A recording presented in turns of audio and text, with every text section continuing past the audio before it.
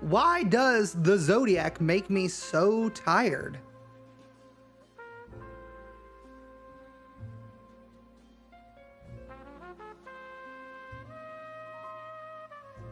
In this video today, I will be discussing the bits and pieces of this movie that kind of come together to create this exhausting experience that I always feel. And, I see that you haven't subscribed yet, viewer. Make sure that you're doing that today, like this video, and comment and tell me if you like my new glasses. Thank you. Enjoy. So I want to start this video off by giving some context on this case, for viewers who are not familiar with who the Zodiac Killer is and what made him so elusive.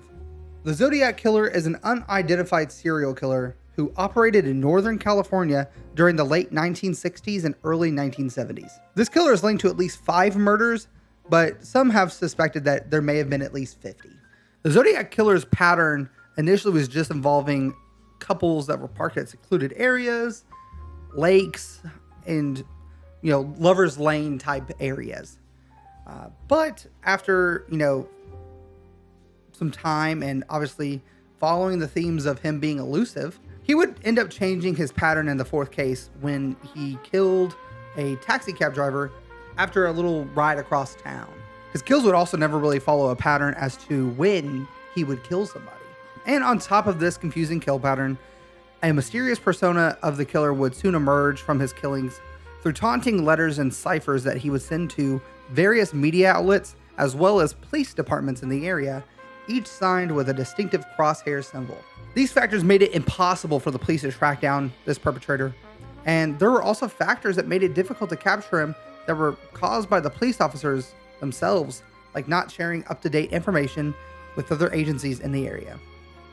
And because of that, no one was safe from what the Zodiac could do. Eventually, he would disappear into the night, never to be caught for the evil that he had committed, and then even to this day, they have never figured out who he truly was behind that crosshair symbol.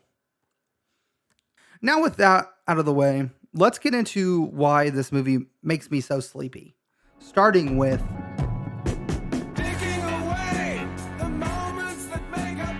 time plays a big factor in this movie, and I'm not referencing the fact that there's 3 people in this movie that are Avengers or characters within the Marvel Cinematic Universe. When delving into this movie, the first thing you really notice in this movie is the number of time jumps and time lapses that occur in this film. Within the film, there are 16 time jumps that are hours and years apart from each other. We also even get a sick time-lapse scene from the Transamerica Pyramid and San Francisco being built, just to show the transition of 1 year passing. While these time jumps and lapses are really just to kind of keep us engaged with what's going on with the Zodiac case, what this ends up doing is start to unfold just how long this, this case went on for, and the toll that it took on everybody involved. Because as we hop from one time to another, we're not just seeing, the same characters. Well, we are, but what we're really seeing is the level of exhaustion, disorientation, frustration that these people are dealing with as the movie progresses, as time goes on. Because the relentless pursuit of a killer who taunts both the authorities and the media takes a toll on everyone, and the time jumps ensure that the audience feels that weight with each passing moment. For example, the beginning of this movie, everybody who is, just now learning about the Zodiac case and wants to catch him are full of optimism. They're determined to catch this guy, and honestly, they probably don't have in their minds, oh, this is going to be a tough case. They're calling the other police departments and newspaper companies to gather intel to try and catch this killer and save lives. But I will get into why that's a big issue in this movie later on in the video. And before you know it, we're already halfway through the movie, and we're sitting at 4 years beyond what this initially started with. And we're seeing these same characters, but in a different light. They're all now obsessed with the Zodiac Killer in their own way. They're trying to find patterns in the ciphers, and consistently they're finding themselves following rabbit holes that could lead to something, but more often than not is leading to nothing. Dead ends, dead on arrival, never had a chance. It's confusing to them and it's confusing to the viewers and adds to the concept of exhaustion. And then on top of that, the Zodiac is still sending in letters, this time even with blood-stained parts of a shirt of the taxi driver he killed, and threatening those who oppose him once he knows their name. And by the end, we see the same upbeat cast of characters from the beginning of the movie, now, many years later, defeated. First you have Robert, the newspaper cartoonist, drops almost everything about his life just to uncover this mystery and catch him at all costs. Bro had a family and a job and just went AFK on them. Then you see Paul Avery, a well-written crime reporter in San Francisco. He becomes an alcoholic who just gives up on the idea of Zodiac, mostly out of fear of being a target, and just wants to move on. And then lastly, we have Dave Toschi. I think I'm saying that right. I know I said it wrong. Please don't come at me this time. This angle go hard though. The investigator who was assigned this case, who was still secretly obsessed with this case even when it was over and the other crimes were still occurring and needed attention. At one point in the movie, he even says a line of like, Mark Ruffalo, the guy who plays Dave, he even says towards the end of the movie, he's like, do you know how many murder cases have happened since this Zodiac case have opened up? 200 and counting. And even beyond just the three main characters, we still have a slew of people who were also dealt with these heinous crimes and just live in fear of being a target and are just ready to move on. Hell, you have the guy, the very first murder case we see in the film. He survives. The girl that he's with dies. Seeing him in the first scene and then seeing in the final scene, I mean, it shows just how tired and how something could change somebody. It's something as simple as a murder from 6-7 years ago. Halloween 2018 did a great job of that too. And then lastly, you cannot forget the Zodiac, who got away without ever being caught. Sure, they ended up pinning it on the most likely subject, Arthur Lee Allen, but just accusing someone and making it canon doesn't mean it's the truth. If we didn't have time jumps in this movie, we would have not seen these gradual changes from the beginning to the end. We wouldn't have seen Jake Gyllenhaal's character starting off as just a newspaper cartoonist who is just happy-go-lucky, has his children. We wouldn't have seen, if we would have watched this entire film through like the lens of the entire year, you wouldn't have seen what he looked like at the end. We wouldn't have seen his obsession, his drive. It wouldn't have felt the same. But with those time jumps, the stark cuts in between years, you get to see that metamorphosis of oneself when they're dealt with an impossible task like this. The next part about this movie that really takes effect into what makes me feel so sleepy when I'm watching it is the communication.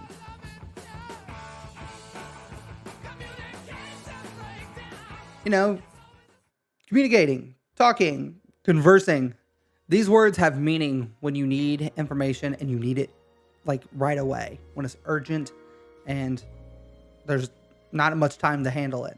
I don't know. Let's say we're in a situation where we're trying to catch a killer. If you have people speaking to one another, sharing information, building a timeline, you're more likely to solve that crime and catch that killer.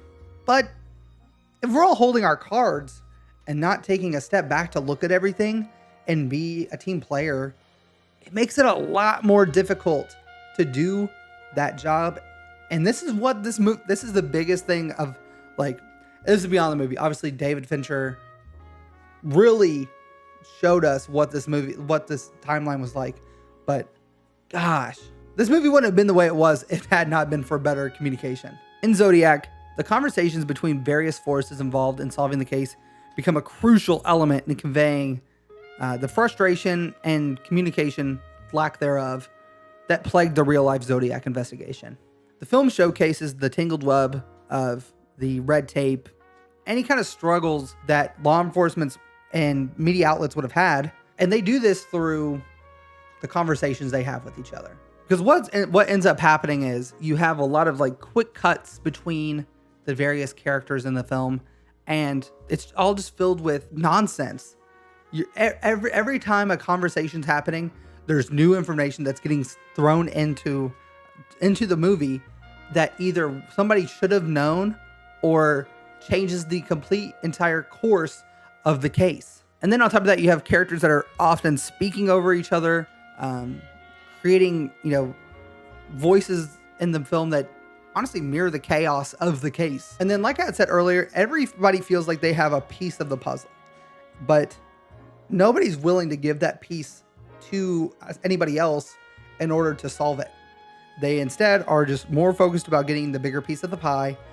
And in some cases, from what I see in the movie, kind of feels like everybody just wants to either move on because they just don't care, or they want to solve the case themselves. In my opinion, the choice of using dialogue to highlight the challenges and lack of collaboration among the different police departments and news outlets helps deal that exhaustion to the audience in a way that is easy to understand, but also makes you feel like you're a part of this case. The one scene in the movie that I really think sums up this entire feeling that I have is the scene right after the Paul Stein murder. Again, you have the San Francisco Police Department all scrambling with their phone calls, waves of potential leads, and your own police department is reporting false information that causes your officers to miss out on potentially catching the Zodiac killer. And then you have Inspector William Armstrong calling the other departments in the area that have had the Zodiac cases, trying to get information from them. But he keeps running into walls of,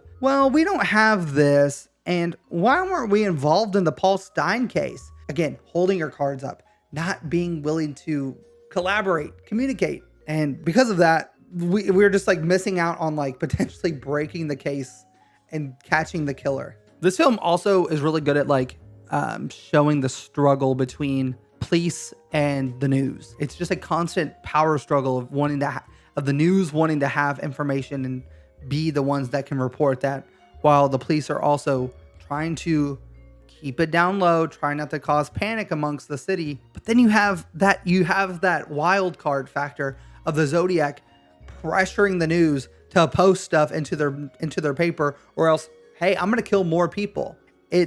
There's so much tension in these three factors, and because of that pressure that the Zodiac's applying, it makes it hard to solve the case, because now you are causing that panic. People are scared. They're calling the police. The police are like, well, I don't know everything, because they don't know everything, and it's exhausting. And then lastly, Fincher's attention to dialogue then extends into the portrayal of the character's frustrations, anger with the ciphers that the Zodiac is delivering. It's a constant, back and forth of people trying to solve the puzzle, but in doing so, you're causing more panic because the Zodiac may not even be telling the truth. He could just be lying. Some of the stuff is true. He did kill Paul Stein. He is bringing it, he's obviously delivering bloodstained shirts of who he killed. But there were so many crimes going on. He could have just read something in the paper and said, you know what, I did this too, and I'm gonna do more of it too if you don't post this. Again, furthering the panic, furthering a case that may or may not have been as deep as it actually was. Ultimately, this film just does a great job at using that dialogue to really just show how hard it was to just solve this case.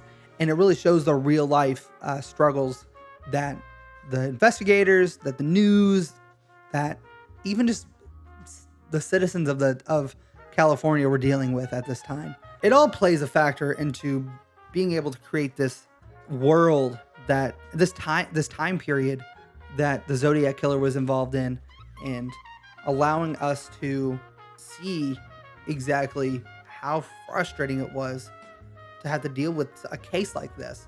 And personally, I think in modern times, this case would have been solved like that. Zodiac, they would have been like, nah, we're good. We're gonna find you like it's nothing. If you enjoyed this video, make sure you hit that like button. This was just a little video I wanted to talk about Zodiac. It's one of my favorite movies of all time, and I not only like history, I love whenever it could be like super historically accurate, and this movie does it perfectly. Like the video, subscribe, and comment, and tell me what I said wrong in this video. Make sure to tell me what I said wrong, okay? Tell me when I'm wrong. And then tell me when I'm right. Peace, y'all. I'll see you later.